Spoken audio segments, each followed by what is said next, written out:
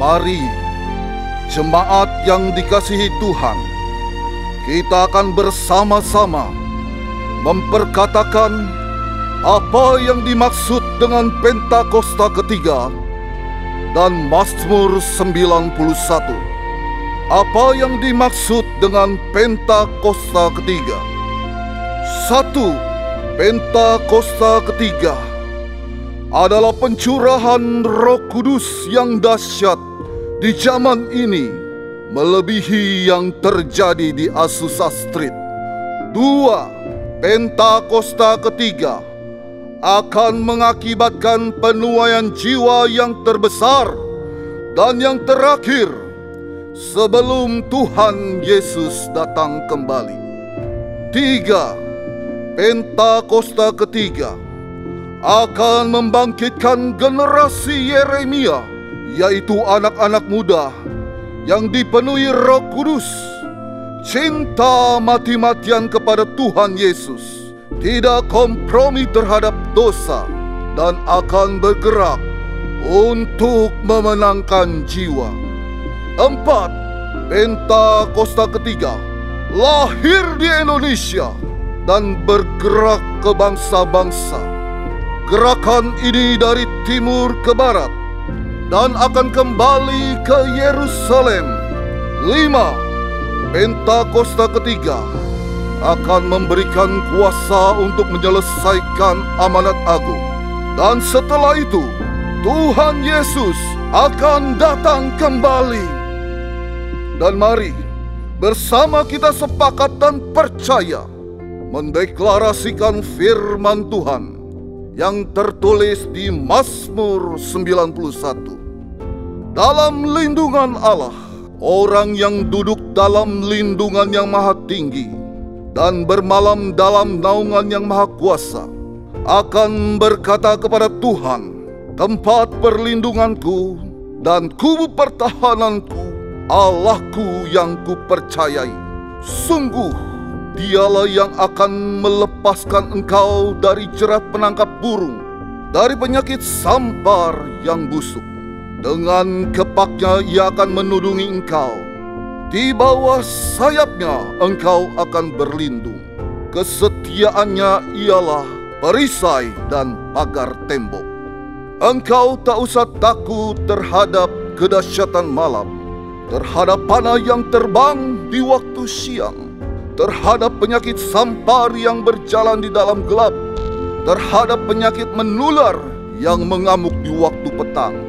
Walau 1000 orang rebah di sisimu dan 10.000 di sebelah kananmu, tetapi itu tidak akan menimpamu. Engkau hanya menontonnya dengan matamu sendiri dan melihat pembalasan terhadap orang-orang fasik. Sebab Tuhan ialah tempat perlindunganmu, yang maha tinggi telah kau buat tempat perteduhanmu. Malapetaka tidak akan menimpa kamu, dan tulah tidak akan mendekat kepada kemahmu. Sebab malaikat-malaikatnya akan diperintahkannya kepadamu untuk menjaga engkau di segala jalan. Mereka akan menatang engkau di atas tangannya, supaya kakimu jangan terantuk kepada batu.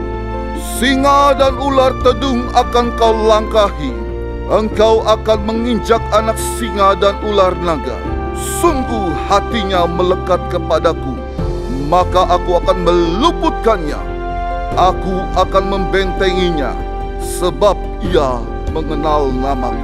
Bila ia berseru padaku, aku akan menjawab. Aku akan menyertai dia dalam kesesakan.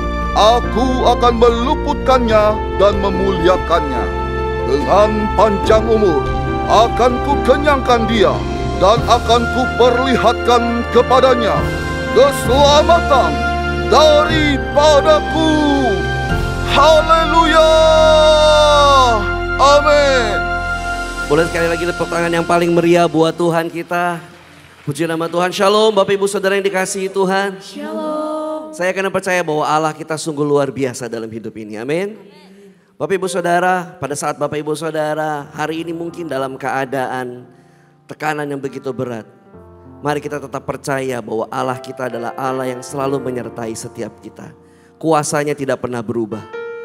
Musa tidak pernah tahu bahwa laut di depannya akan terbelah. Daniel tidak akan pernah mengira pada saat dia masuk ke gua singa dan dia bisa keluar hidup-hidup. Sadrak, Mesak, Abednego tidak pernah menyangka bahwa mereka akan berjalan di dalam dapur api dan keluar tanpa terbakar. Bagian mereka adalah mereka tetap percaya bahwa Allah mereka sanggup melakukan perkara yang besar di dalam hidup mereka. Dan apapun yang Bapak Ibu Saudara hari ini alami, mungkin sepertinya tidak ada jalan yang terbuka. Mungkin semuanya sepertinya mentok. Mungkin doa yang sudah dipanjatkan bertahun-tahun sepertinya belum dijawab Tuhan.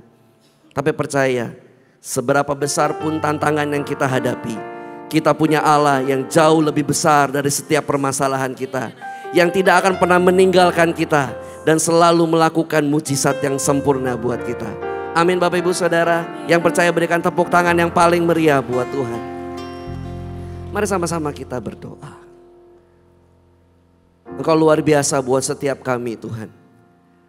Kami ada sampai dengan hari ini bukti Engkau memelihara hidup kami. Dalam apapun yang kami alami hari-hari ini, kami mau terus percaya. Kami mau terus berserah kepadamu. Sebab Engkau luar biasa. Engkau pembuat mujizat di dalam hidup kami.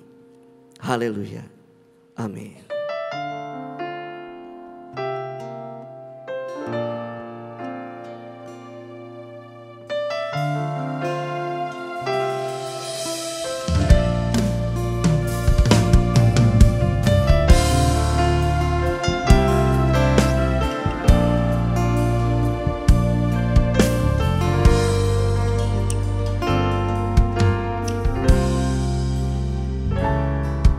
Di dalam kelemahanku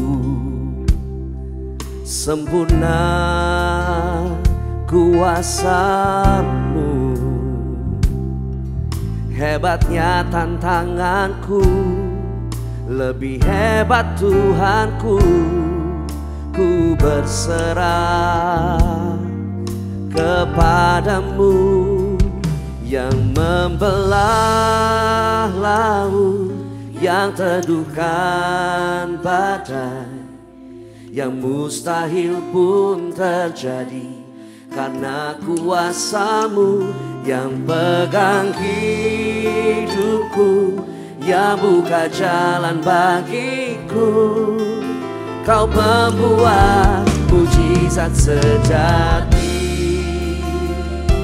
Boleh sekali kita tepuk tangan yang paling meriah buat Allah pembuat mujizat dalam hidup kita. Mari dengan imanmu angkat pujian ini. Di dalam kelemahanku sempurna kuasa-Mu. Hebatnya tantanganku, lebih hebat Tuhanku. Ku berserah kepadamu.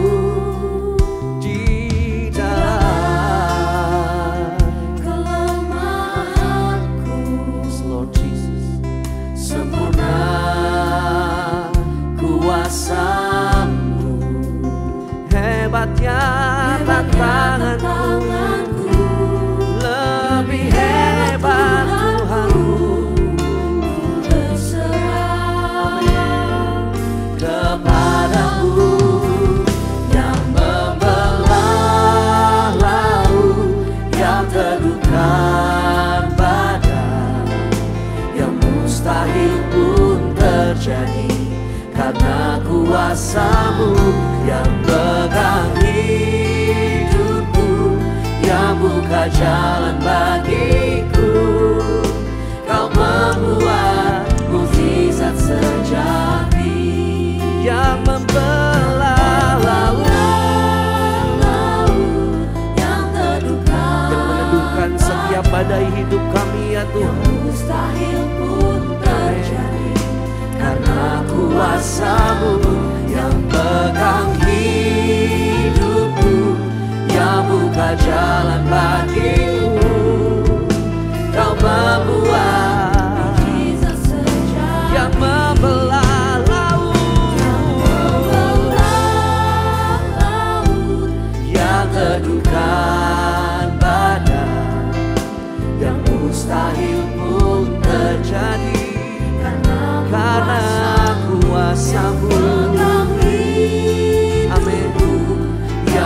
buka jalan bagiku. Kau membuat mujizat terjadi. Mari jemaat Tuhan katakan, yang membelah laut, yang mustahil pun terjadi karena kuasa-Mu. Yang buka jalan bagiku, Kau membuat mujizat sejati. Lebih sungguh lagi katakan, yang membelah laut, yang mustahil pun terjadi ya Tuhan. Yang pegang hidupku,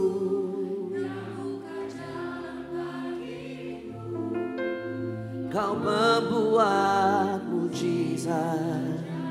Mari sama-sama nyatakan, yang membelah laut, yang teduhkan badai, yang mustahil terjadi karena kuasa-Mu tidak berubah Tuhan.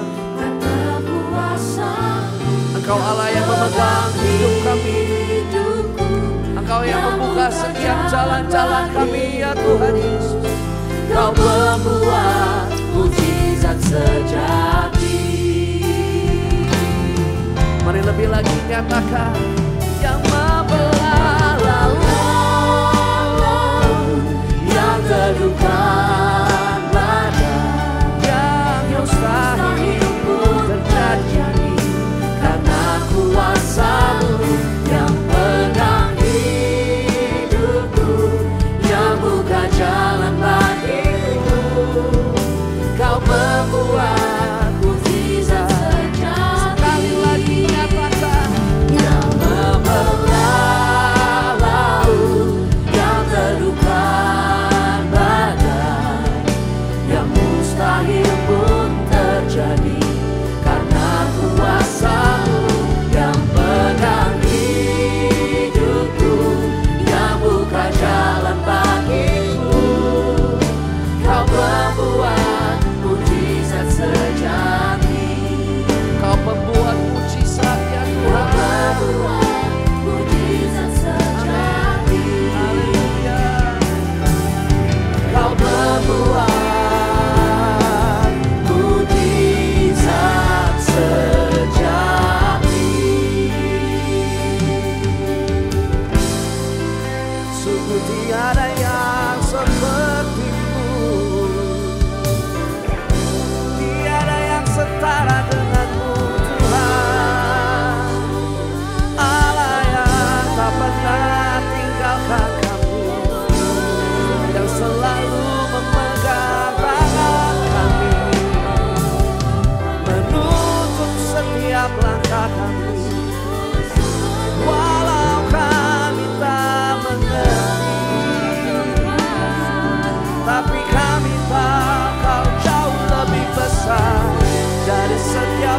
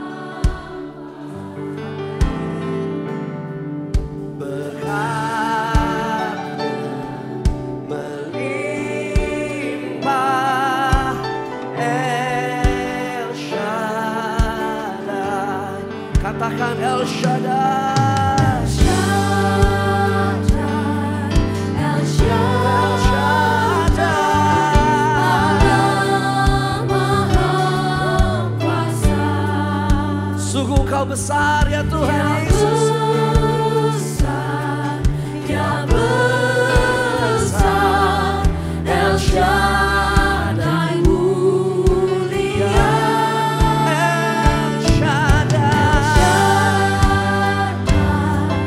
El Shaddai. Kami percayakan setiap kuasa-Mu Tuhan.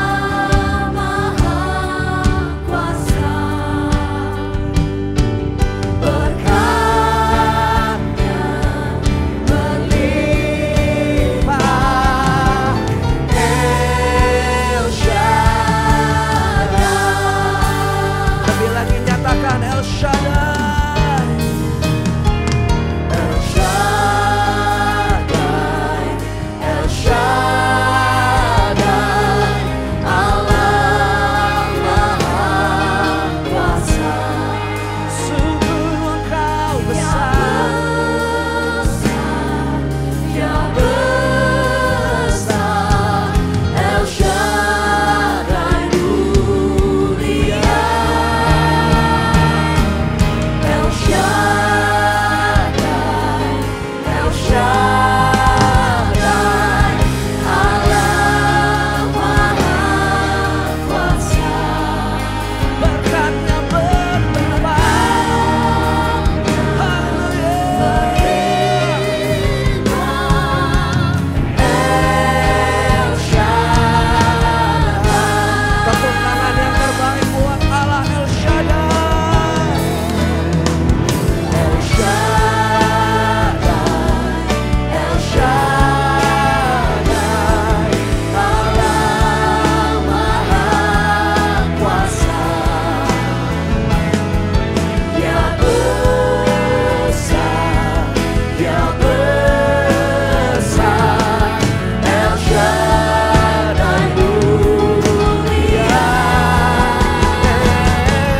El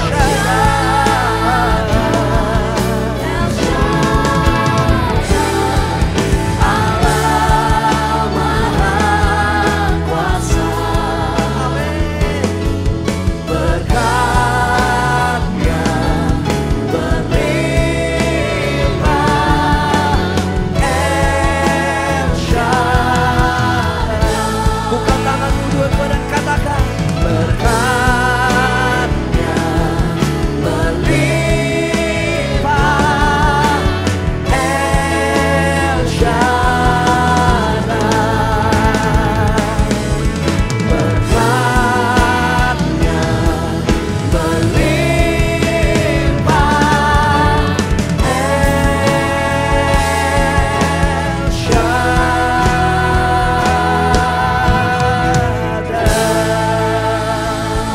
tepuk tangan yang terbaik buat Allah El Shaddai. Sorakan haleluya. Kami akan menaruh percaya kami Tuhan Yesus, dan sorak-sorai kami hanya buat Engkau, Allah yang terus menyertai setiap kami. Dalam nama Tuhan Yesus, sama-sama kita katakan amin. GBI PRJ Shalom. Sekali lagi Shalom. Saya mau lihat tangan-tangan yang diberkati. Tangan-tangan yang selalu menyaksikan perbuatan Tuhan dalam hidup. Boleh sama-sama sorakan. Sama-sama bertepuk tangan buat Tuhan Yesus. Come on. Sebelum dunia ini ada, kuasa-Mu telah terbenam. Sepanjang sejarah manusia, tak ada yang sanggup menyangkali Kau Alfa Omega. Tuhanku luar biasa, perbuatan-Mu heran, dulu sekarang selamanya. Nyatakanlah lagi keajaiban dalam nama-Mu Tuhan. Nyatakanlah lagi kemuliaan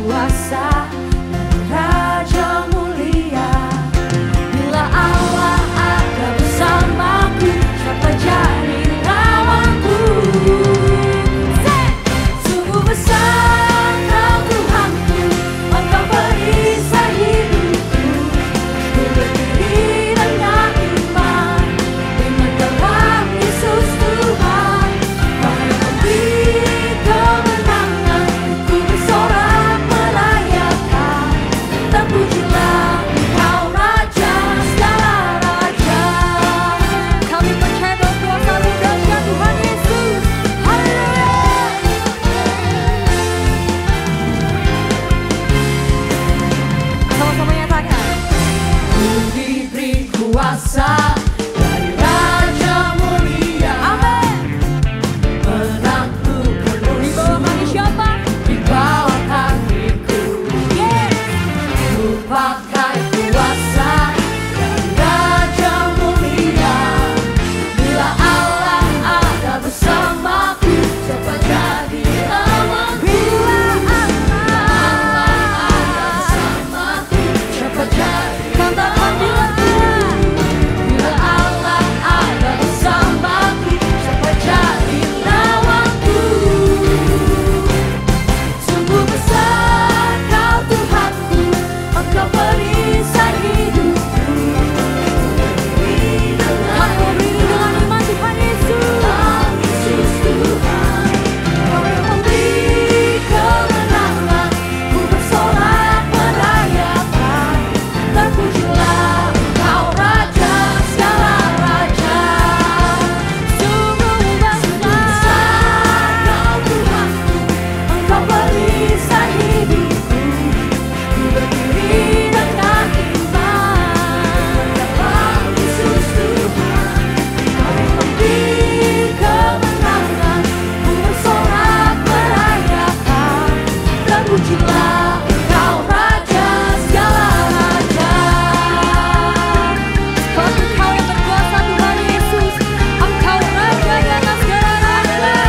Amin.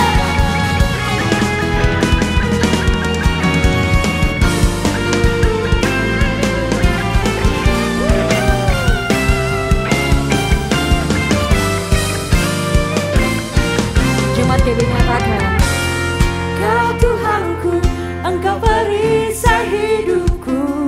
Ku berdiri dengan iman. amin.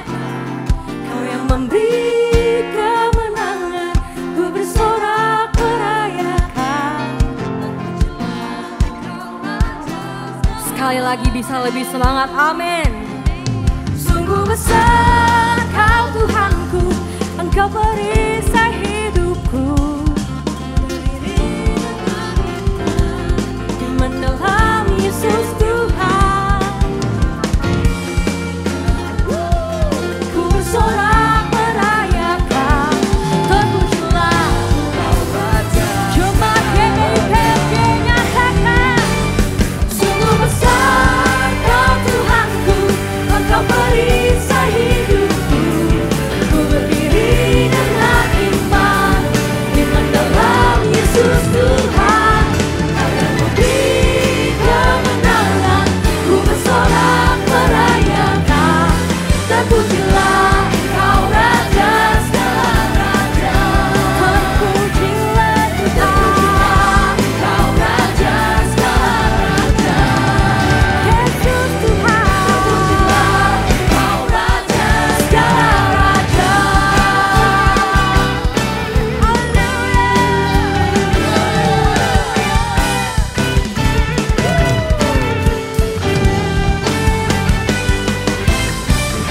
Mari sama-sama berikan tepuk tangan yang terbaik untuk Tuhan.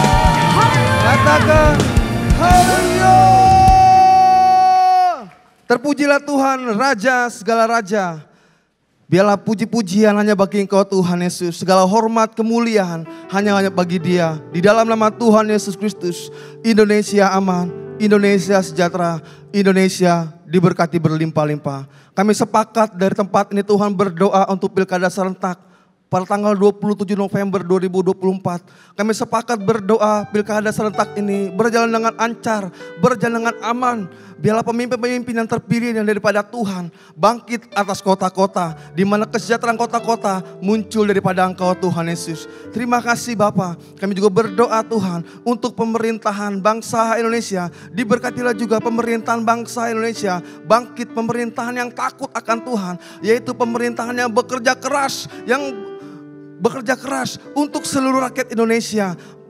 Kami juga berdoa Tuhan untuk pemimpin bangsa Indonesia, Bapak Presiden Prabowo Subianto, dan Wakil Presiden Gibran Raka Buming Raka. Diberkatilah kedua hamba-Mu Tuhan Yesus dengan penyertaan Tuhan yang begitu sempurna. Apapun yang dikerjakan oleh hamba-Mu Tuhan, Engkau buat menjadi berhasil, membawa Indonesia ke dalam destiny-Mu Tuhan, sehingga Indonesia diberkati berlimpah-limpah. Kami juga berdoa Tuhan Yesus untuk Gembala Sidang Pak Niko dan Gembala CK7 Bapak Dr. Yanto. Bapak, Engkau yang melihat kesetiaan hamba-Mu Tuhan, kiranya Engkau memberkati berlimpah-limpah kesehatan keluarga besar hamba-Mu, aman dalam lindungan Tuhan, juga umur yang panjang atas kedua hamba-Mu Tuhan. Diberkatilah juga untuk setiap pelayanan hamba-Mu Tuhan, untuk penyelesaian amanat agung. Banyak jiwa-jiwa Tuhan dipulihkan, banyak jiwa-jiwa disembuhkan, dan mereka mengalami perjumpaan dengan Tuhan secara otentik dalam nama Yesus. Kami juga berdoa Tuhan, sepakat untuk generasi Yeremia Tuhan, anak-anak muda di tempat ini Tuhan Yesus. Bangkitkan anak-anak muda yang takut akan Tuhan, yang tidak kompromi terhadap dosa, cinta mati-matiin kepada Tuhan Yesus. Mereka menjadi pemimpin-pemimpin, leader-leader di gereja-Mu Tuhan, bahkan sampai ke pemerintahan. Engkau bangkitkan dengan kasih mula-mula yang baru, roh yang baru, dan semangat yang baru atas generasi Yeremia. Dalam nama Tuhan Yesus, inilah setiap doa kami Tuhan. Haleluya, amin.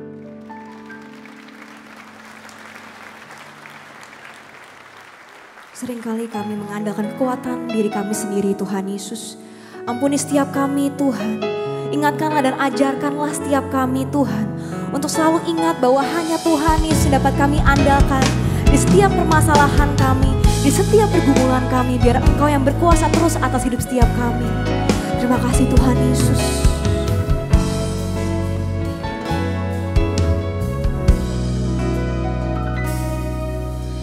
Kau Tuhan jadi andalanku, hanya Kau Tuhan yang ku percaya. Di saat aku sudah tak mampu, hanya Yesus sanggup melakukannya. Aku percaya ada mujizat. Aku percaya Tuhanku dahsyat. Perbuatan ajaib telah dikerjakannya. Aku percaya ada mujizat. Masih ada mujizat bagi setiap kami Tuhan Yesus. Terima kasih Tuhan.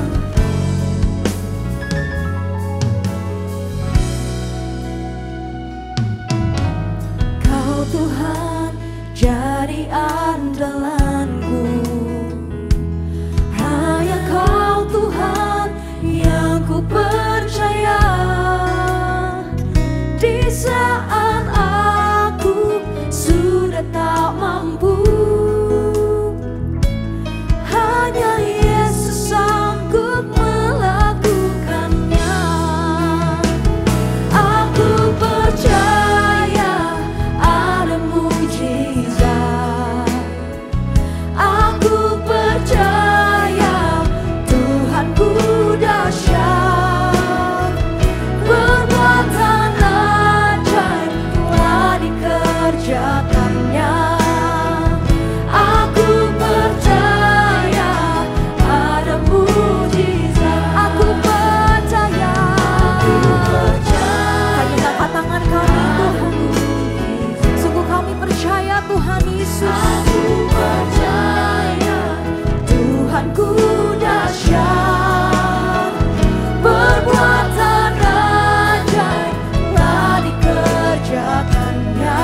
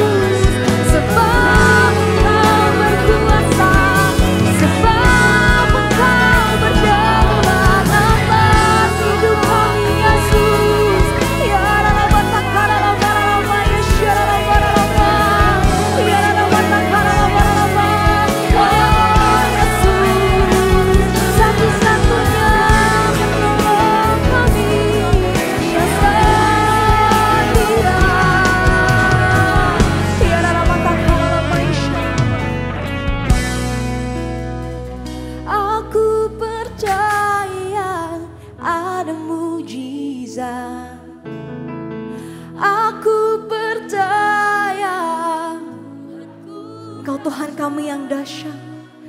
Perbuatan ajaib telah dikerjakannya. Aku percaya.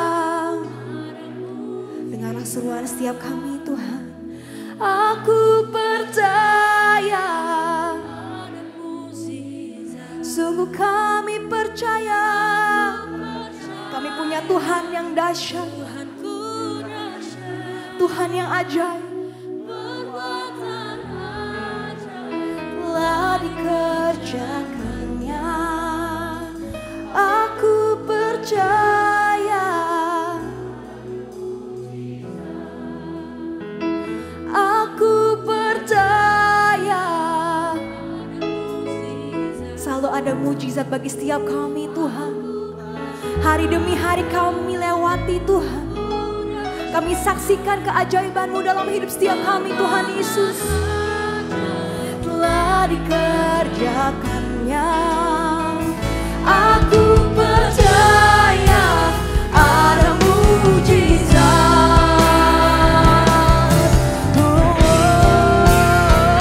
Aku percaya ada mujizat. Aku percaya Tuhanku dahsyat. Perbuatan ajaib telah dikerjakannya. Aku percaya ada mujizat. Aku percaya ada mujizat. Terima kasih Tuhan Yesus. Aku percaya Tuhanku dahsyat. Perbuatan ajaib telah dikerjakannya. Aku percaya ada mujizat. Perbuatan ajaib telah dikerjakannya. Aku percaya ada mujizat. Perbuatan ajaib telah dikerjakannya. Aku percaya ada mujizat.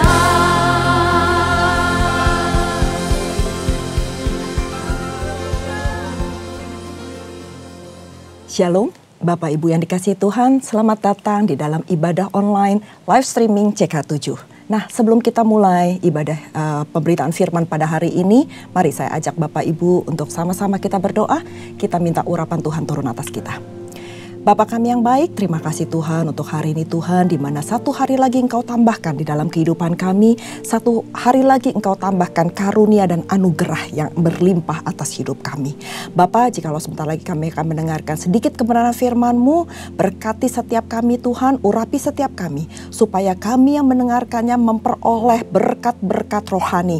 Iman kami boleh bertumbuh dan firman itu boleh ditabur sebagai benih yang bertumbuh di dalam kehidupan kami, di dalam tanah yang subur, sehingga itu boleh berdampak, menghasilkan buah dan memuliakan nama Tuhan. Terima kasih Tuhan, berkati juga hamba, urapi hamba dengan segala keterbatasan hamba, supaya setiap firman yang ditabur itu semuanya berasal daripada-Mu. Terima kasih Bapa, hanya di dalam nama Tuhan Yesus kami siap mendengarkan firman-Mu. Haleluya. Amin. Nah, Bapak Ibu yang dikasih Tuhan, tema sharing firman yang akan disampaikan pada hari ini adalah mengenai hidup yang berdampak. Bapak Ibu yang dikasih Tuhan, nah di dalam kehidupan kekristenan kita, pada akhirnya Tuhan menginginkan ada buah-buah yang dihasilkan dari kehidupan kita. Buah roh tentunya, dan juga hidup kita semakin berdampak, dan itu semuanya hanya untuk memuliakan nama Tuhan. Tidak peduli berapa lama kita sudah menjadi Kristen, berapa lama kita sudah beribadah, dan mungkin berapa lama kita sudah pelayanan. Tetapi pertanyaannya, apakah hidup kita sudah berdampak? Apakah kita sudah semakin dewasa di dalam Tuhan? Nah, salah satu ciri-ciri orang dewasa yaitu kalau seandainya dia jatuh, pasti dia akan bangun kembali. Karena kalau dia nggak bangun, pasti akannya malu ya Bapak Ibu ya. Seperti anak kecil, kalau anak kecil jatuh, dia merengek lalu atau mungkin dia menjatuhkan diri. Biasanya mereka nggak langsung langsung bangun. Mereka akan mengguling-guling dulu di bawah di lantai, atau dia ngosek-ngosek di lantai, terus mesti dirayu-rayu, dibaik-baikin sehingga akhirnya dia mau bangun kembali.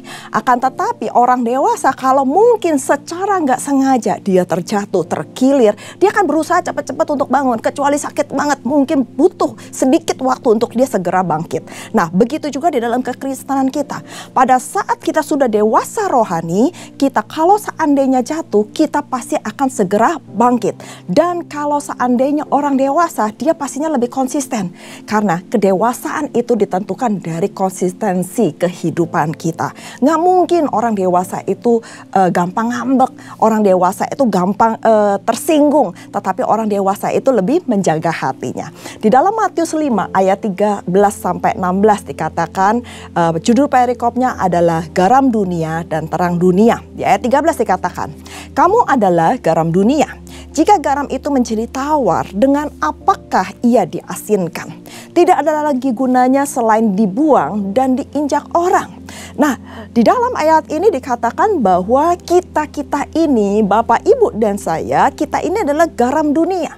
Fungsi dari garam adalah untuk menjadikan sebuah masakan itu menjadi nikmat, tidak hambar. Karena kalau masakan tanpa garam, maka masakan itu hambar, masakan itu tidak enak. Kalau ditambahkan garam menjadi lebih sedap. Berarti hidup kita itu harus menjadi dampak untuk di sekeliling kita. Karena apa? Kita ini menjadi sedap, kita ini menjadi berkat untuk di sekeliling kita. Akan tetapi jika garam itu menjadi tawar, dengan apa dia diasinkan? Bapak Ibu, garam itu kalau sudah tawar, pastinya kita nggak akan bisa pakai lagi di dalam dapur, ya, di dapur rumah tangga. Tetapi pastinya kita akan buang. Apalagi kalau garam itu sudah terkontaminasi. Contohnya, baru-baru ini saya membuang 1 toples garam. Karena apa? Karena sudah kelamaan saya simpan, lalu terus dia terkontaminasi dengan udara sehingga dia menjadi berair, menjadi lembab. Dan saya melihat garam ini udah nggak good looking, garam ini udah rasanya udah jadi aneh, sehingga akhirnya saya buang. Saya nggak bisa apa-apain lagi, saya nggak mungkin bisa jemur lagi. Nah, maka dari itu firman ini di ayat 13 dikatakan tidak ada lagi gunanya selain dibuang dan diinjak orang. Jadi pastikan hidup kita jangan sampai hambar, jangan sampai terkontaminasi sehingga kita akhirnya dibuang dan diinjak-injak orang. Di ayat 14 dikatakan kamu adalah terang dunia. Kota yang terletak di atas gunung tidak mungkin tersembunyi. Lagi pula orang tidak menyalakan pelita lalu meletakkannya di bawah gantang, melainkan di atas kaki dian sehingga menerangi semua orang di dalam rumah itu. Begitu juga dengan hidup kita.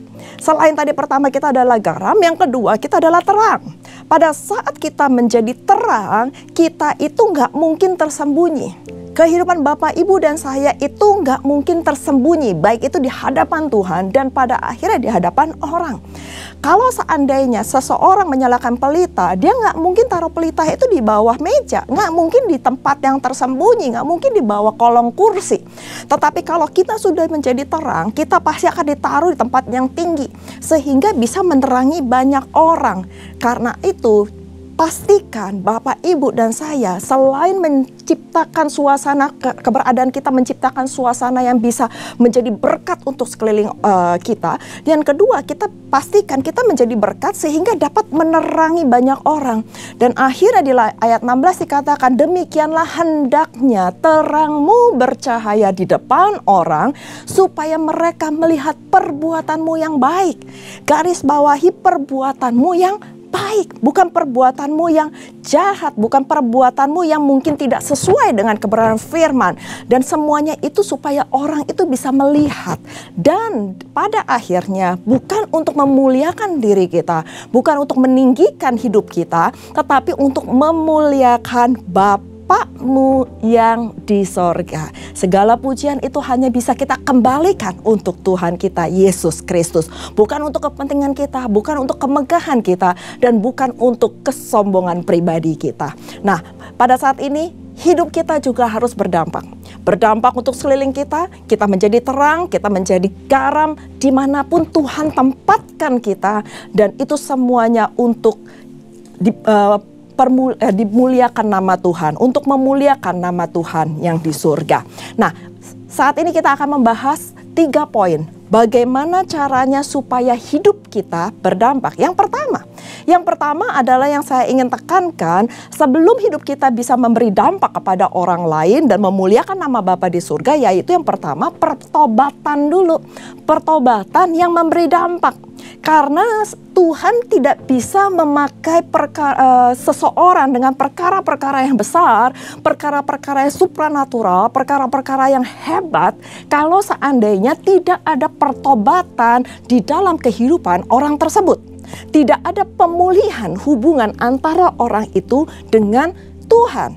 Jadi yang pertama, sebelum kita hidup kita menjadi berdampak, yaitu kita harus melakukan pertobatan yang memberi dampak. Contohnya adalah seorang perempuan Samaria yang bertobat. Itu tercatat di Yohanes 4 ayat 1 sampai 42. Nah, saya tidak akan membacakan seluruh ayat tersebut karena ayat tersebut satu perikop itu cukup panjang, tetapi saya akan memberikan sedikit kisah apa yang terjadi dengan perempuan Samaria yang ada di sumur Yakub, ya, sehingga pertobatannya itu menjadi dampak. Nah, kalau kita baca sama-sama, itu adalah tentang percakapan dengan perempuan Samaria. Bapak Ibu yang dikasihi Tuhan, pada zaman dahulu tidak lazim atau tidak biasa bahwa seorang Yahudi berbicara dengan seorang Samaria. Karena mereka itu sudah dasarnya dari awal itu mereka tidak bergaul, tidak berkumpul gitu ya. Mereka menganggap kayak tidak layak. Nah, pada saat itu Tuhan Yesus sedang dalam perjalanan, kira-kira jam 12 siang. Tuhan Yesus letih, capek, dan akhirnya dia beristirahat ya di pinggir sumur Yakub di kota Sikar. Nah, pada saat dia duduk, lalu datanglah seorang perempuan Samaria hendak menimba air di sumur itu. Nah, pada saat itu Tuhan Yesus minta minum dari perempuan Samaria tersebut. Nah, pada saat itu juga yang lucunya perempuan Samaria itu langsung sadar, kok seorang Yahudi minta air daripada saya gitu ya. Satu hal yang saya ingin sampaikan kepada Bapak Ibu, ini adalah berita baik bahwa segala sesuatu yang terjadi dalam kehidupan kita itu tidak kebetulan. Amin. Kalau seandainya Tuhan mengizinkan sesuatu yang terjadi dalam kehidupan kita, Tuhan punya maksud, punya tujuan khusus. Nah, apa tujuan khusus Tuhan kepada perempuan Samaria ini? Tuhan ingin berjumpa dengan perempuan Samaria ini sehingga terjadi pertobatan. Nah, untuk terjadinya pertobatan harus kita garis bawahi bahwa dibutuhkan perjumpaan secara pribadi dengan Kristus. Di situ jelas dikatakan bahwa pada saat Tuhan minta minum dari orang Samaria bilang, "Gak layak aku, mestinya gak ngomong, kok kali ini minta minum." Tetapi Tuhan Yesus bilang gini, barang siapa minum dari air yang kuberikan padanya di ayat 14, ia tidak akan haus untuk selama-lamanya. Jadi di poin yang pertama, diperlukan pertobatan yang berdampak. Di dalam pertobatan yang berdampak, kita butuh perjumpaan dengan Kristus. Pada saat kita berjumpa dengan Kristus, pada saat kita minum air yang diberikan oleh Tuhan, yaitu apa? Air firman, air kehidupan, maka kita nggak akan haus lagi untuk selama-lamanya. Dan di dalam poin yang kedua, di poin ini setelah perjumpaan dengan Tuhan, kita juga memerlukan bahwa kita mengakui kesalahan kita atau dosa kita, mohon pengampunan dari Tuhan. Yaitu kalau kita lanjutkan dengan cerita perempuan di Samaria ini, di ayat 17 Tuhan berkata kepada perempuan Samaria ini, "Pergilah, panggillah suamimu." Tapi lucunya apa kata perempuan itu? "Aku gak punya suami, Tuhan." Dan Tuhan tahu kebenaran. Tuhan tahu apa yang terjadi di setiap diri kita, hidup kita, hati kita. Dan Tuhan jawab, "Tepat katamu, engkau gak punya suami. Karena engkau sudah punya 5 suami dan yang sekarang ada padamu bukan suamimu." Wow, ada 5 suami dan tambah 1 yang sekarang tetapi itu bukan suaminya. Berarti total ada 6 pria dalam kehidupannya. Nah, lalu akhirnya perempuan Samaria ini mengakui, "Iya benar Tuhan."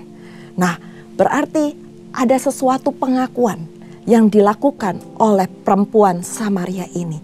Dia mengaku bahwa mungkin hidupnya nggak layak di hadapan Tuhan. Mungkin hidupnya nggak berkenan di hadapan Tuhan. Nah, setelah dia mengalami perjumpaan, dia mengakui kesalahan dia. Dia mengakui dosa-dosanya. Dan sampai akhirnya dia pada saat itu dia berkata, perempuan itu berkata bahwa engkau itu nabi. Dan akhirnya Tuhan memperkenalkan dirinya sebagai Mesias. Nah, selanjutnya, selain pertama perjumpaan, kedua dibutuhkan pengakuan, yang ketiga perlukan komitmen untuk meninggalkan dosa, move on untuk kehidupan yang baru. Sehingga kita dapat memberikan kabar baik tentang Yesus. Nah, kalau kita baca ayat selanjutnya, pada saat Tuhan Yesus tanya tentang suaminya, akhirnya si perempuan Samaria ini meninggalkan semua barang-barangnya untuk menimba air itu, embernya, gayungnya, apapun lah ya, alat yang dia pakai untuk menimba.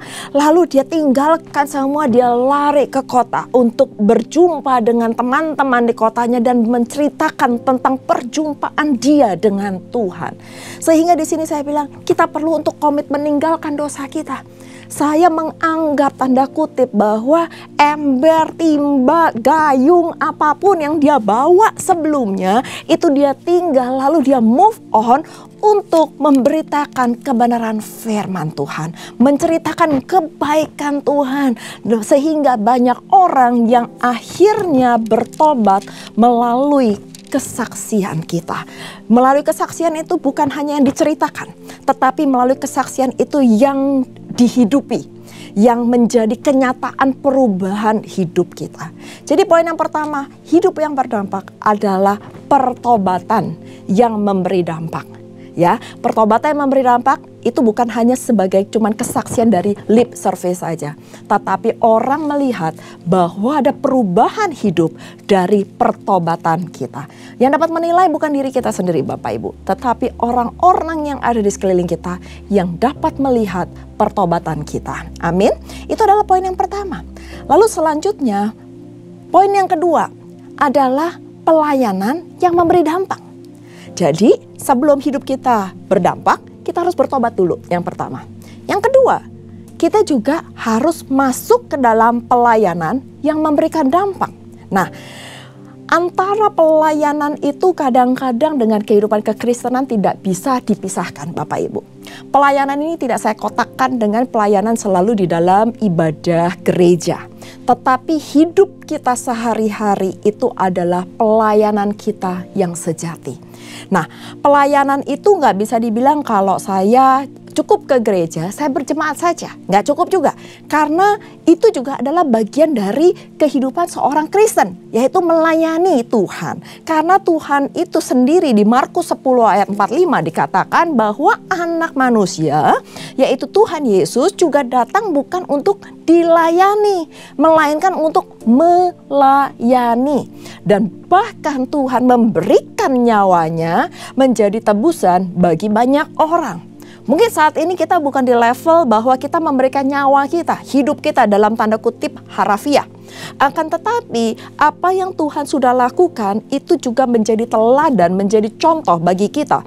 Bahwa Tuhan itu datang ke dunia ini bukan untuk dilayani. Padahal dia adalah seorang raja. Raja di atas segala raja. Dia adalah Kristus, dia adalah Mesias, ya. Tetapi dia datang untuk melayani. Dia datang untuk membasuh kaki murid-muridnya. Dia datang untuk melakukan mujizat-mujizat yang diizinkan oleh Allah Bapa di surga. Dan bahkan dia memberikan nyawanya pada akhirnya di atas kayu salib untuk menebus dosa-dosa Bapak Ibu dan saya. Nah, menjadi seorang Kristen yang dewasa Bapak Ibu adalah seorang yang melayani, bukan untuk hanya dilayani. Amin. Nah, pertanyaannya sekarang, bagaimana pelayanan yang memberi dampak? Pastinya pelayanan yang memberi dampak adalah pelayanan yang harus tahu prioritas. Bagaimana prioritas? Prioritas pelayanan kita jangan sampai terbalik. Yang pertama, prioritas pertama di dalam pelayanan kita adalah melayani Tuhan secara pribadi.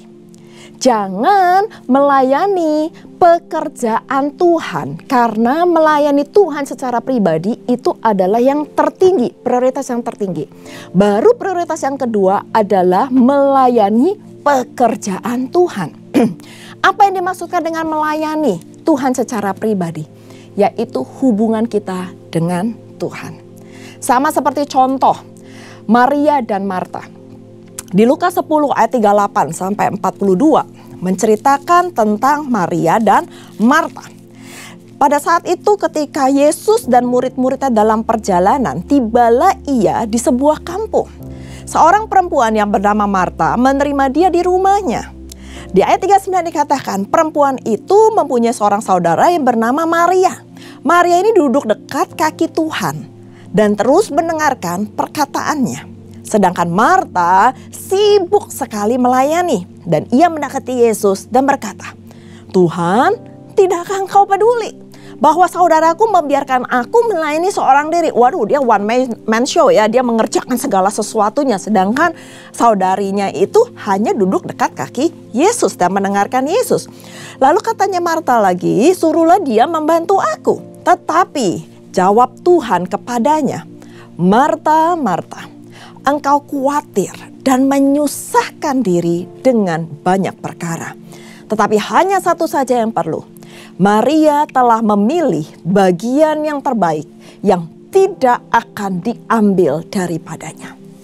Di sini jelas bahwa prioritas pertama adalah melayani Tuhan secara pribadi. Apa yang Tuhan inginkan dari diri kita, dari hidup kita, dari segala aspek kehidupan kita. Kalau seandainya kita duduk diam di kaki Tuhan, kita mendengarkan Tuhan secara pribadi, maka kita tahu Tuhan maunya apa. Tuhan mau kita ke kiri, Tuhan mau ke kanan, mata kita tertuju dengan apa yang Tuhan katakan, dengan wajahnya. Full konsentrasi kepada Tuhan. Sedangkan kalau kita melayani pekerjaan Tuhan, contohnya seperti Marta. Tuhan ngomong, kita dengar, ya, Marta pasti dengar apa yang Tuhan katakan. Tetapi mata dia tidak memandang Tuhan. Karena apa? Mungkin dia lagi sibuk masak, dia lagi sibuk melayani, siapin makanan di atas meja, memberikan yang terbaik buat Tuhan. Ya memang setelah itu Tuhan pasti akan makan. Tetapi pada saat Tuhan ngomong, dia nggak melihat wajah Tuhan secara langsung. Saya punya contoh. Ini contohnya agak ekstrim, di mana saya pelihara anjing di rumah saya. Ya, saya punya dua anjing ini punya karakter yang berbeda. Ya, kalau pikir-pikir seperti cerita Maria Marta ya mirip-mirip juga. Karena ada yang anjing yang satu, yang perempuan, itu selalu ngikutin saya kemana saya pergi. Jadi kalau saya duduk, dia duduk sebelah saya. Saya berdiri, dia juga langsung siaga berdiri. Pada saat saya ke dapur, dia ikut ke dapur. Saya masak, dia duduk di bawah di tempat saya berdiri. Bahkan pada saat saya tidur, dia tidur di sebelah saya. Dan kalau saya tengah malam ke toilet, dia langsung bangun, dia ikut saya ke toilet dan balik lagi, ikut kemana saja saya pergi. Sehingga kasih yang saya berikan itu pastinya kepada anjing saya yang selalu ngikutin saya dibanding yang satu. Yang satu memang saya juga sayang, tapi sayang saya itu tidak sebanding dengan anjing saya yang satunya. Karena yang satunya sih cool aja gitu ya. Saya datang ya dia senang gitu ya. Saya gendong dia senang, dia kipit-kipit lah ya buntutnya. Tetapi pada saat saya bergerak, dia menyantai aja. Dia duduk, dia tidur. Dia tapi nggak ngikutin kemana-mana saya pergi.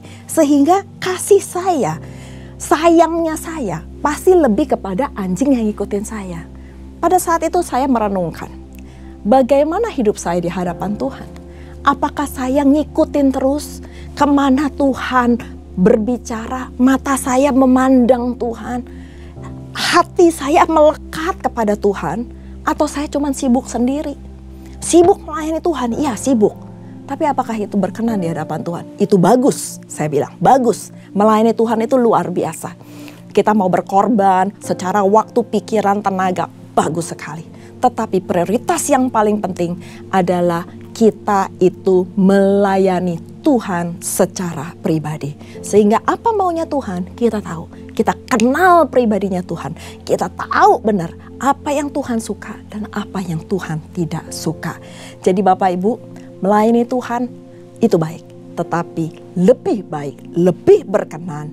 Prioritas yang pertama adalah melayani pribadi Tuhan. Dan melayani Tuhan itu juga tidak terbatas di dalam gedung gereja. Tetapi dimanapun kita berada, di marketplace ya, mungkin pada saat kita bertemu dengan orang sekantor, teman sekantor, kita bertemu dengan customer, kita bertemu dengan vendor, bertemu dengan siapa saja, kita bisa menceritakan kebaikan Tuhan. Kita bisa bersaksi tentang Tuhan, betapa dahsyatnya Tuhan dalam kehidupan kita. Dengan cara masing-masing yang kita bisa sampaikan. Sehingga apa? Orang banyak melihat kehidupan kita menjadi berkat, menjadi dampak. Dan nama Tuhan yang dipermuliakan. Nah, itu yang kedua. Yang ketiga, persembahan yang memberi dampak. Jadi yang pertama tadi pertobatan. Yang kedua adalah pelayanan. Yang ketiga adalah persembahan yang memberi dampak. Di dalam Lukas 21 ayat 1-4 itu bercerita tentang persembahan seorang janda miskin. Saya percaya Bapak Ibu pasti sudah banyak yang tahu mengenai cerita tentang persembahan janda miskin ini. Tapi saya akan bacakan secara cepat, secara singkat ayat 1 sampai yang 4. Ketika Yesus mengangkat mukanya, ia melihat orang-orang kaya memasukkan persembahan mereka ke dalam peti persembahan. Lalu ia melihat juga seorang janda miskin memasukkan 2 peser ke dalam peti itu. Lalu ia berkata, "Aku berkata kepadamu, sesungguhnya janda miskin ini memberi lebih banyak daripada semua orang. Sebab mereka semua memberi persembahannya dari kelimpahannya. Tetapi janda ini memberi dari kekurangannya. Bahkan ia memberi seluruh nafkahnya." Apa yang kita bisa petik dari cerita ini, dari perikop ini? Bahwa seorang persembahan janda miskin yang cuma 2 peser uang ya. 2 peser itu sedikit sekali ya. Di dalam pandangan kalau kita bilang jumlah atau amount sebuah nominal uang pada saat itu. Tetapi Tuhan bilang ini dia memberi jauh lebih banyak dari semua orang. Semua orang saya percaya itu banyak yang jauh lebih kaya daripada janda miskin ini. Karena sudah dikatakan namanya janda miskin pula gitu ya. Jadi banyak yang jauh lebih banyak orang yang memberi jauh lebih banyak daripada janda apa yang dipersembahkan oleh janda miskin ini, yaitu 2 peser uang. Nah, apa yang kita bisa tarik garis bawahi dari cerita ini sehingga persembahan itu memberi dampak? Yang pertama yang saya ingin katakan bahwa persembahan yang memberi dampak adalah persembahan dari ketulusan hati. Tuhan tidak melihat berapa jumlah yang kita berikan, tetapi Tuhan melihat bahwa ketulusan hati kita di dalam memberi. Ya, memberi itu bukan berdasarkan hanya jumlah uang saja, tapi segala aspek yang kita persembahkan kepada Tuhan. Kalau kita persembahkan dengan ketulusan hati, itu pasti membawa dampak yang besar. Jadi persembahan yang memberi dampak adalah persembahan dari ketulusan hati. Yang kedua, persembahan yang memberi dampak itu adalah persembahan yang berkualitas, bukan dengan kuantitas. Kalau seandainya kita dengan kuantitas yang besar, tetapi itu bukan adalah yang sampai menyakitkan diri kita, hidup kita, bahkan mungkin ego kita, maka dalam satu pertanyaan, kualitasnya seberapa besar persembahan itu di dalam kehidupan kita? Sekali lagi saya katakan, Tuhan gak lihat jumlahnya, tapi Tuhan melihat bagaimana ketulusan hati kita dan kualitas. Karena 2 peser ini yang janda miskin ini berikan itu adalah dari kekurangannya, dari seluruh nafkahnya.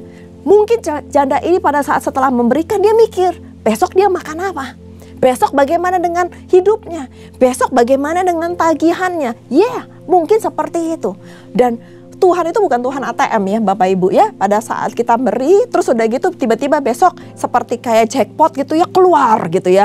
Uang berlipat-lipat kali ganda. No, tapi Tuhan mau lihat proses di mana kita ini punya iman gak percaya sama Tuhan. Bahwa segala sesuatu yang dituliskan dalam firman itu ya dan amin. Tuhan akan melipat gandakan 30, 60, 100 kali lipat. Yes, saya sangat setuju. Tetapi segala sesuatu itu tidak dengan instan.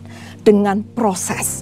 Pada saat kita dengan tulus, pada saat kita berikan dengan kekurangan kita, pada saat kita memberikan dengan kualitas yang sangat-sangat tinggi, sangat-sangat berguna, maka Tuhan pasti akan memperhitungkan semuanya itu. Yang Tuhan minta adalah kemurahan hati kita. Yang Tuhan minta adalah pada saat kita nggak hitung-hitungan sama Tuhan. Jangan bilang, Tuhan ini waktu saya sangat mahal ya Tuhan, jadi saya mau melayani Tuhan pada hari Minggu itu sangat-sangat luar biasa. No, Tuhan mau kita berikan itu semuanya. Kita kasih totalitas buat Tuhan. Kita mau memberikan seluruh aspek bagian yang terbaik. Jangan yang cuma sisa-sisa. Jangan sampai, ya Tuhan sekarang saya udah mulai nganggur, maka saya melayani Tuhan. Ya Tuhan kebetulan ini ada barang-barang nganggur, saya berikan ke rumah Tuhan. No, tetapi Tuhan mau yang terbaik, yang kita miliki itu kita berikan kepada Tuhan. Bahwa kasih dan kemurahan hati itu selalu bergandengan. Gak bisa kalau kita gak mengasihi lalu kita memberikan, kan? Ya, kita pasti mikir-mikir. Tapi kalau kita mengasihi seseorang, pasti kita mau memberikan yang terbaik untuk orang itu, benar? Nah, pada saat kita mengasihi Tuhan, tetapi kita nggak punya kemurahan hati untuk memberikan yang terbaik buat Tuhan, maka dipertanyakan, seberapa jauh kasih kita kepada Tuhan?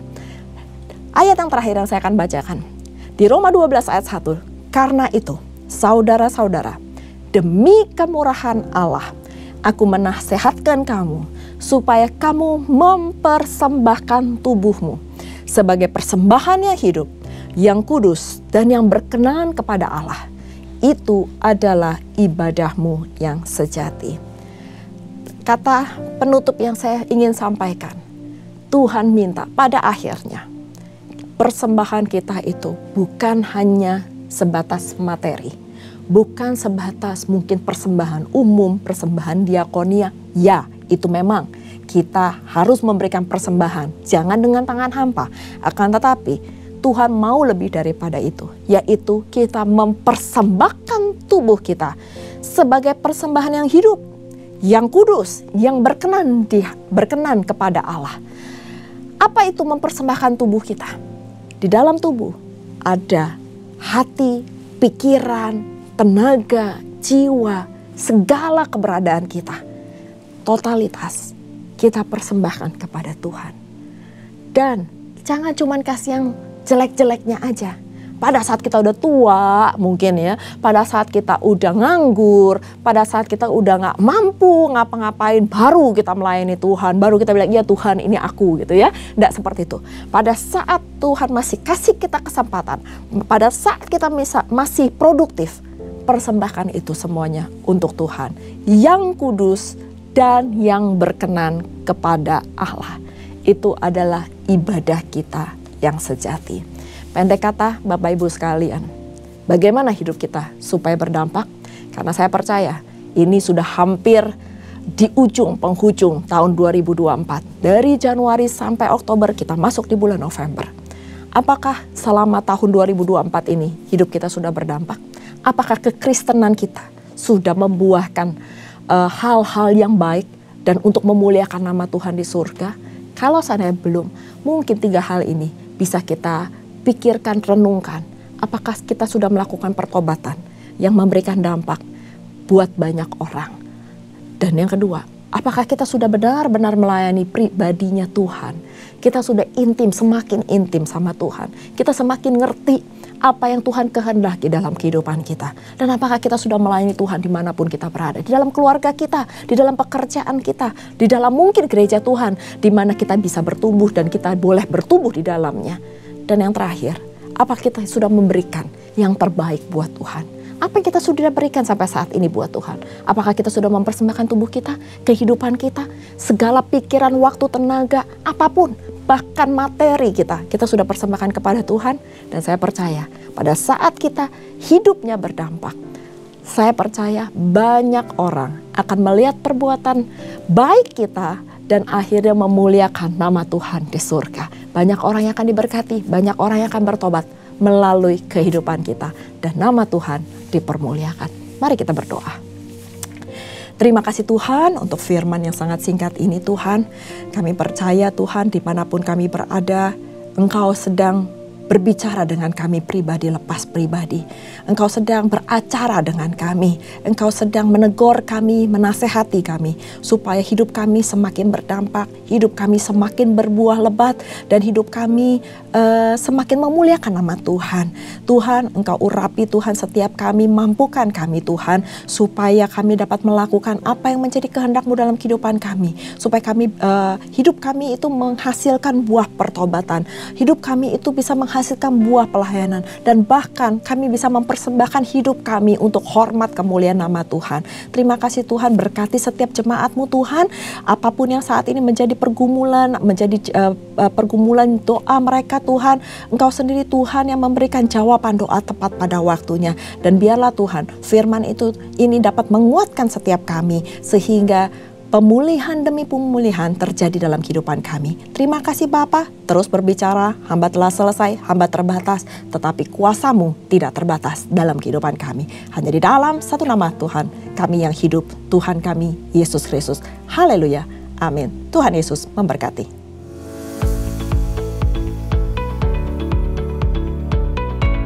Shalom. Gembala dan seluruh pengerja CK7 serta jemaat Tuhan mengucapkan terima kasih kepada PDP Tirsa Julana Wibowo yang telah memberkati kita semua melalui penyampaian pesan firman Tuhan pada hari ini. Tuhan Yesus memberkati ibu dan keluarga berlimpah-limpah. Amin. Berikut kami sampaikan beberapa pengumuman. Ibadah Raya via live streaming hari Minggu tanggal 17 November 2024 pukul 7, 9, 11.30, 14, dan 16.30 waktu Indonesia Barat akan dilayani oleh Pendeta Dr. Insinyur Niko Nyotor Harjo dan disertai dengan perjamuan kudus. Ibadah tayang ulang atau rerun yang dilakukan secara onsite untuk ibadah Mandatory Service dan 2PM yang profesional and couple service di channel YouTube GBPRJ CK7. Ibadah Minggu tanggal 17 November 2024 diadakan di GBPRJ pukul 7, 9, dan 11.30 waktu Indonesia Barat dilayani oleh Bapak Roni Immanuel. Pukul 16.30 waktu Indonesia Barat dilayani oleh Evangelis Indri Pardede. GB Intercon pukul 7 dan 9 waktu Indonesia Barat dilayani oleh PDP Hartodo SE. Pukul 11, 16, dan 18 waktu Indonesia Barat dilayani oleh Pendeta Rubin Ong. GB Alam Sutra Mall pukul 7, 9, dan 11 waktu Indonesia Barat dilayani oleh Pendeta Robertus Purwadi SSPD. Pukul 13, 15, dan 17 waktu Indonesia Barat dilayani oleh Pendeta Stefan Jasa Putra SMTH. GB PRJ Pluit pukul 9 waktu Indonesia Barat dilayani oleh Pendeta Rubin Ong. Pukul 11 waktu Indonesia Barat dilayani oleh PDP Tirsa Julana Wibowo. Pukul 16.30 waktu Indonesia Barat dilayani oleh Bapak Roni Immanuel. GB PRJ Mandarin pukul 9 waktu Indonesia Barat dilayani oleh Pendeta Adi Putra Hasani STH. GB HCR pukul 8.10 waktu Indonesia Barat dilayani oleh PDP Sudi Tandi. GB San Moritz pukul 9 waktu Indonesia Barat dilayani oleh PDM Grace Suhadi. Pukul 11 waktu Indonesia Barat dilayani oleh Evangelis Indri Pardede. Pukul 13, 15, dan 17 waktu Indonesia Barat dilayani oleh Pastor Tilio Lokman. Ibadah Raya onsite di atas disertai dengan ibadah pemudaan anak secara onsite. Untuk persembahan umum atau kolekte, perpuluhan jemaat, ucapan syukur, dan lain-lain dapat dilakukan melalui e-banking, mobile banking, ATM, maupun online di website rekening persembahan CK7, BCA Camat Tamrin dengan nomor akun 206 333 8222 atas nama GBI PRJ.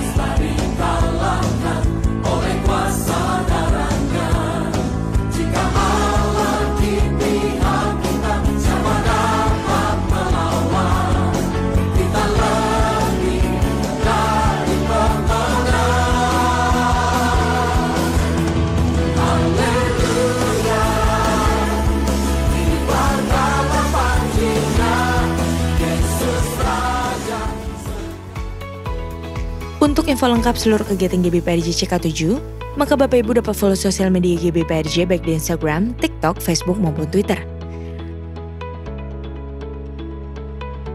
Sekian pengumuman pada hari ini. Terima kasih atas perhatian Bapak Ibu sekalian. Tuhan Yesus memberkati.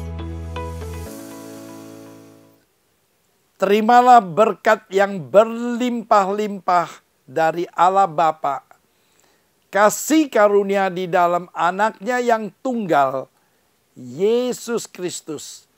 Persekutuan yang manis dengan Roh Kudus menyertai kita mulai saat ini sampai Tuhan Yesus datang untuk kedua kalinya, menjemput kita di awan-awan yang permai, bahkan untuk selama-lamanya. Semua yang percaya katakan amin. Shalom saudara, bersaksi atau menginjil adalah kehendak Tuhan atas setiap kita. Sesaat sebelum naik ke sorga, Tuhan Yesus menyatakan, tetapi kamu akan menerima kuasa kalau Roh Kudus turun ke atas kamu. Dan kamu akan menjadi saksiku di Yerusalem dan di seluruh Yudea dan Samaria dan sampai ke ujung bumi. Tuhan Yesus mempersiapkan murid-murid sedemikian rupa agar suatu hari mereka pergi dan memberitakan Injil atau menjadi saksi. Orang-orang di seluruh dunia membutuhkan Injil, yaitu berita mengenai keselamatan dalam Tuhan Yesus. Ketika murid-murid dibaptis Roh Kudus dalam peristiwa Pentakosta, mereka tahu bahwa saatnya tiba bagi mereka untuk menjadi saksi. Dan baptisan Roh Kudus membawa perubahan di dalam kehidupan mereka. Ada 3 perubahan yang terjadi pada murid-murid Tuhan setelah mereka dibaptis Roh Kudus. Perubahan yang pertama adalah bergerak dengan kuasa. Tuhan memperlengkapi mereka dengan kuasa dari tempat yang maha tinggi, yang berasal dari kehadiran Roh Kudus. Kuasa inilah yang memampukan mereka untuk mempraktikkan apa yang mereka pelajari. Misalnya, Tuhan Yesus menyembuhkan orang sakit, kemudian Tuhan mengajarkan mengenai kesembuhan. Murid-murid yang adalah manusia biasa baru dapat mempraktikkan kuasa kesembuhan setelah mereka memperkatakan firman dengan kuasa Roh Kudus, seperti yang Yesus ajarkan kepada mereka. Contohnya saja adalah mengenai kesembuhan atau seperti Petrus dan Yohanes saat hendak beribadah. Mereka berjumpa dengan seorang yang meminta-minta. Orang itu mengharapkan mendapatkan pemberian uang dari mereka. Tetapi Petrus berkata, "Emas dan perak tidak ada padaku. Tetapi apa yang kupunyai, kuberikan kepadamu. Demi nama Yesus Kristus, orang Nazaret itu, berjalanlah." Lalu ia memegang tangan kanan orang itu dan membantu dia berdiri. Seketika itu juga kuatlah kaki dan mata kaki orang itu. Orang itu mungkin tidak mendapatkan uang, namun memperoleh hal yang lebih berharga, yaitu kesembuhannya. Itu adalah bukti adanya kuasa dalam hidup Petrus dan Yohanes, seperti yang Tuhan katakan. Kehadiran Roh Kudus dalam hidup murid-murid akan menghidupkan firman tersebut menjadi nyata. Perubahan yang kedua, menjadi saksi. Roh Kudus akan tinggal di dalam murid-murid, menyertai mereka, dan memberdayakan mereka menjadi saksi Yesus. Menjadi saksi artinya mereka memiliki mandat untuk mewakili Tuhan kemanapun guna memberitakan jalan keselamatan bagi orang berdosa, membawa pengharapan bagi yang tidak berpengharapan, dan pemulihan bagi jiwa yang hancur. Tuhan memerlukan orang-orang yang penuh firman dan penuh Roh Kudus untuk bersaksi dan mendeklarasikan Yesus, declare Christ, serta menampilkan hidup yang diubahkan Kristus, display Christ. Namun, sebenarnya, apa sih pentingnya penginjilan dilakukan oleh orang yang penuh dengan Roh Kudus? Mengapa harus penuh dengan Roh Kudus? Setidaknya ada 2 alasan. Alasan yang pertama, pertobatan hanya terjadi dari dan oleh Roh Kudus.